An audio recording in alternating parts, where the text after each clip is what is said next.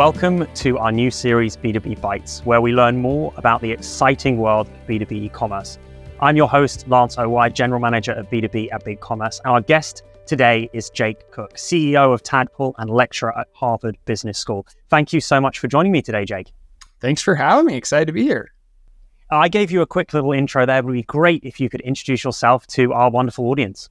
Yeah. So, hello, everybody. My name is Jake. I'm a co-founder here at Tadpull. We work kind of across data and all sorts of fun stuff for e-commerce. And then nights and weekends, I teach e-commerce, digital marketing and analytics, and data science at a couple different universities. Well, we're going to focus today really on how to boost revenue with data. That's going to be our first topic. And it's a broad topic, but I'm glad that we've got your expertise to help us walk through it. So let's just start off with the kind of basics, right? How should a manufacturer, a distributor, a B2B business study user data? How can they use that data to help boost revenue, Jake? Yeah, we think customer data is really kind of the canary in the coal mine for the business model and ultimately the valuation of the firm itself. And you don't need a lot of like crazy amounts of data to do this. If you have basic transaction records on customers, the date they ordered, how much they ordered, all that stuff, you can do some pretty interesting analysis that'll tell you if you have problems emerging in the business. For example, you might see that customers in 2022 are buying at a higher frequency, or maybe the customers pre-pandemic are not buying like they were before. And off those individual customers, we can start to kind of compute things like discounted cash flows and things like that on those customers. So customer data, there's all types of different customer data. We can talk about that if you want. But I think just some good old-fashioned transaction data is just a crystal ball to try and understand what's going on with the firm and its trajectory. You took us to you took us deep there very fast. Discounted cash flows of the individual customer. Wow. Maybe we'll come back to that. But you spoke there about the pieces of data. Right. So what data do you think those manufacturers, distributors, what should they be collecting? What should they be looking to get from their buyers? I think it's kind of a crawl, walk, run. So on an individual basis, like which accounts are buying at a regular frequency and are they buying products that are profitable? There's a very simple, easy way to do that if you have your margin data handy. And then if you get a little bit higher up, you might start to think about, well, where do those customers come from? Are they managed by a direct sales force? Or maybe they come in purely through the website, off of Facebook ads or email marketing and things like that. And then when you get into the run phase, you can start to do some fun stuff to predict what that customer may buy next. So maybe a lot of customers that look like them, I sell plumbing supplies and we start to see, wow, that a lot of those customers actually buy water filters. So do we start to have that in stock? Do we move that to an email or maybe a sales rep has that fingertippy that they can go out and start to run promos or push that forward as well. But first of all, I think it's just like trying to understand the customer behavior on a year-by-year basis at a minimum. I love that. We understand how do we get the customer in, what is their buying behavior, and then how can we cohort those customers to understand how maybe we could cross-sell or upsell other products to them. It sounds kind of like that's like that we started with the crawl that we ran, and now maybe we're running at the end where we're able to really impact the decisions that those customers are making with the data that we've got. Yeah, and then, as you get, and this is a journey, but as you get there, you can start to use things like, which is the big hype now, is artificial intelligence or AI, which basically identifies patterns and helps you predict and can automate some stuff for you on that side of it.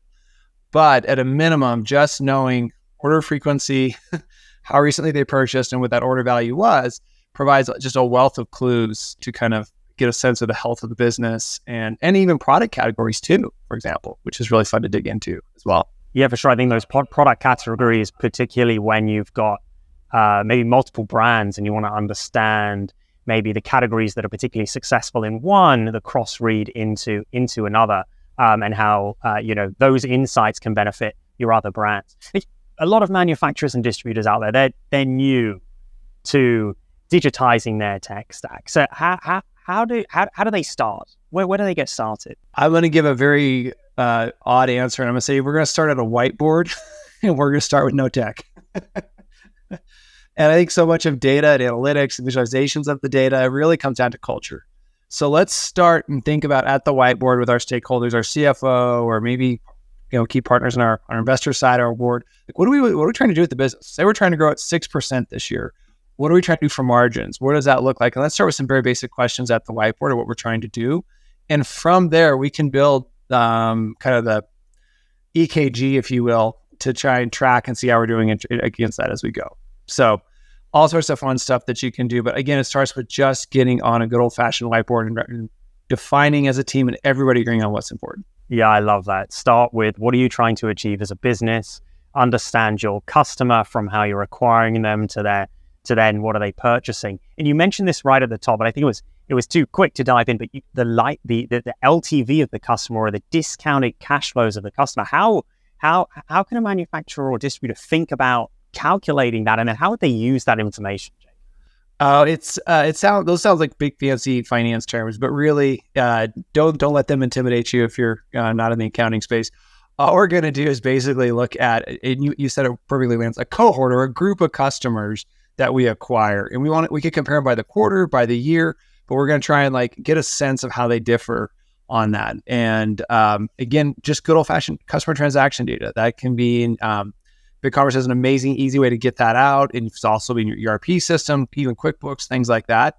We're going to pull that out and say, give me all those customers and see, it looks like they're buying a lot of products, but these aren't our most profitable products. Or that can be a big clue, right? And so, maybe we find customers and we can start to slice it by geography, where we might say our top 10% customers are in the Northeast and they buy without discounts. Oh, interesting. Now, knowing that, then we would maybe suppress running discounts in that geography and things like that. So there's a fantastic book written called The Customer Base Audit by a good friend of mine, Dr. Peter Fader at the Wharton School. And it really breaks this down over his 30 years of studying customer lifetime value, how you compute it, and do valuations of companies.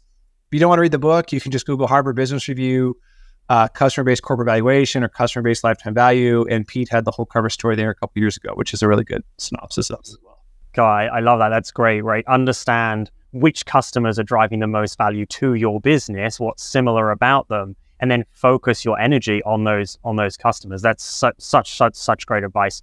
It's not rocket science, right? Yeah, but I think that really one thing I think is we always say the riches are in the niches. So 10-20% of your customers can drive 80 to 90% of your margins. And so what are we doing to recognize those customers, reward them, and do some fun things for them, and go get more of them that look like that? So yeah, that power law, that asymmetry is there at almost every customer base. It's really fascinating. The glorious 80-20 rule. We love it. You already mentioned, I think we've got 2 minutes into the conversation before AI came up, of course. But what do you see the future of AI tooling with this data, taking that customer data and using AI? Where do you think that's going? I think if you look at all the really kind of modern monoliths, Netflix, Amazon, Facebook, whatever that may be, they're all built on really good data. And a lot of people get really excited about AI and data science. But as I try to remind my students, 80% of this is collecting and cleaning and organizing the data before you can apply the algorithms to it. So I say, think of it as kind of like, just like you have insurance in your business, you want to be thinking of having like data around customers and building and organizing that data, even if you're not sure what you want to use, but you might need to tap that in a couple of years. So a good thing is just, again, back to that cultural thing. What are we trying to accomplish with the business? And then 2, do we have a commitment to have kind of a data and technology roadmap that'll help us make better decisions as we go forward? Because who knows? I mean, the way that things are moving so quick with generative AI and these large language models, it's a pretty amazing time. It feels kind of like when the internet was invented or mobile and all this. But again, the thing that people tend to forget is to do that for yourself, you got to have a lot of really good, clean data. Collect. Even if you don't know what you're going to do with that data today, make sure you're collecting it, storing it, and at some point in the future, it may become useful, and you can draw insights from it. That's great. Scientist is going to like fall at your feet, thanking you if you have good, clean data organized, and you get a lot better returns too out of that investment as well, labor.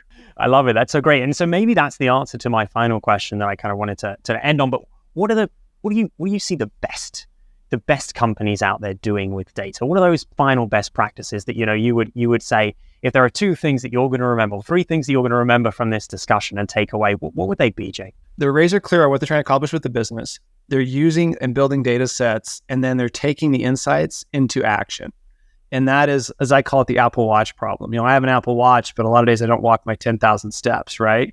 So how are they taking these insights to action and culturally like diffusing it through the whole company? And the really good ones are not overnight, but they're looking at data ideally weekly. There's some research coming out of Harvard and Wharton that said if e-commerce businesses just look at a dashboard of their data, just look at it once a week, they grow revenue 6 to 10%. So just looking at the data on some sort of cadence and consistency tends to like drive that behavioral change. So I would say those are very non-techie answers. Don't worry about, do you put it on Amazon Web Service? Who cares? We don't care about that. We want to be thinking about just building the cultural muscle to go through and act on the data. I love that. That's such great advice. Just get the dashboard up, have a look at it. You know your business. You will spot insights that you would otherwise miss if you weren't taking that 20 minutes just to sit down and analyze your business. Jake, this has been a fantastic B2B Bite.